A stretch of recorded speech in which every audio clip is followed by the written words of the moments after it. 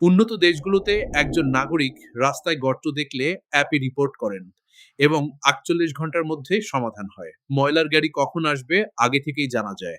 Drain block হওয়ার আগেই system সতর্ক করে দেয়। আর আমাদের দেশে একই গর্ত মাসের পর মাস পড়ে থাকে, একই অভিযোগ বারবার করতে হয়, কোনো আপডেট নেই। এই পরিস্থিতিতে প্রশ্ন হচ্ছে, আমরা কি ইন্টেলিজেন্ট বাংলাদেশ গড়ার পথে সিটি কর্পোরেশন ব্যবস্থাপনাকে আধুনিক করতে প্রস্তুত? ইন্টেলিজেন্ট বাংলাদেশ মানে এখানে কি? Real time data, smart monitoring এবং নাগরিকের সমস্যার দ্রুত ও কার্যকর সমাধান। আমাদের বড় সমস্যা হলো সমন্বয়ের অভাব। একটি ওয়ার্ডে রাস্তা ভাঙা, অভিযোগ করা হয়েছে, কিন্তু কোনো আপডেট নেই। ময়লা তোলার গাড়ি আসে অনিয়মিত। কোথা থেকে এলো, কোথায় গেল, কেউ জানে না। একটি বিভাগ কাজ করছে, আরেকটি বিভাগ জানেই না। এটা ইন্টেলিজেন্ট বাংলাদেশ নয়, এটা বিচ্ছিন্ন ব্যবস্থাপনা। আরেকটা বাস্তবতা স্বীকার করতে হবে। কোথায় অভিযোগ করতে হবে, অভিযোগের পর কি হলো, কতদিনে সমাধান হবে, মানুষ জানেন না। এর ফলে শুধু হতাশাই বাড়ে না, আস্থাও কমে। যেখানে সিস্টেম শক্তিশালী নয়, সেখানে জবাবদিহিতা থাকে না। এইখানেই ইন্টেলিজেন্ট বাংলাদেশ পরিবর্তন নিয়ে আসবে। আপনারা হয়তো জানেন না, দক্ষিণ কোরিয়ার সিল সিটি একটি অভিনব উদ্যোগ নিয়েছে। তারা ড্রেনেজ, বর্জ্য ব্যবস্থাপনা এবং সড়ক রক্ষণাবেক্ষণকে একটি এআই চালিত রিয়েল টাইম ড্যাশবোর্ডে এনেছে। নাগরিক অভিযোগ করলে এআই সেটি বিভাগে পাঠায়। এআই সময়সীমা নির্ধারণ করে, সমাধান না হলে স্বয়ংক্রিয়ভাবে এসকেলেট করে। উদ্দেশ্য, ব্যক্তির উপর নির্ভরতা কমিয়ে সিস্টেমের উপর নির্ভরতা বাড়ানো। যদি একটি দেশ এই সাহসী পদক্ষেপ নিতে পারে, তাহলে আমরা কেন ইন্টেলিজেন্ট বাংলাদেশ গড়তে পারবো না? আমার প্রস্তাব পরিষ্কার।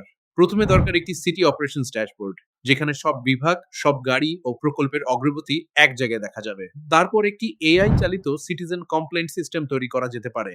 নাগরিক অভিযোগ করলে এআই সেটি সঠিক বিভাগে পাঠাবে। এআই সমাধানের সময়সীমা দেবে এবং নাগরিককে আপডেট জানাবে।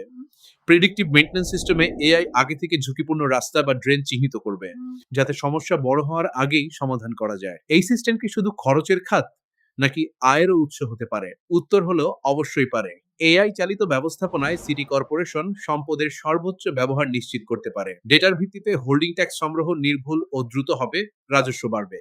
অনলাইন পেমেন্ট ও ট্রেড লাইসেন্সের মাধ্যমেও আয় বাড়ানো সম্ভব। প্রেডিক্টিভ মেইনটেন্যান্সের কারণে বড় মেরামতের আগেই ছোট সমস্যার সমাধান হবে।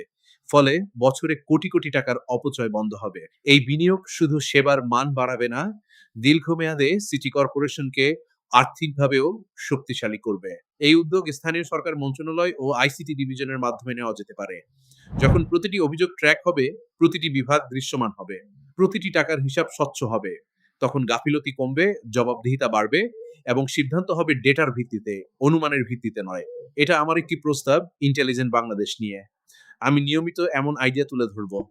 এই আইডিয়াটি কেমন লাগলো কমেন্টে জানান। আপনাদের নিজস্ব আইডিয়াও কমেন্টে শেয়ার করুন এবং সময়োপযোগী মনে হলে নীতি নির্ধারকদের কাছে পৌঁছে দিন। কারণ ইন্টেলিজেন্ট বাংলাদেশ শুধু সরকারের বিষয় না, এটা আমাদের সবার দায়িত্ব। চলুন একসাথে গড়ে তুলি ইন্টেলিজেন্ট বাংলাদেশ।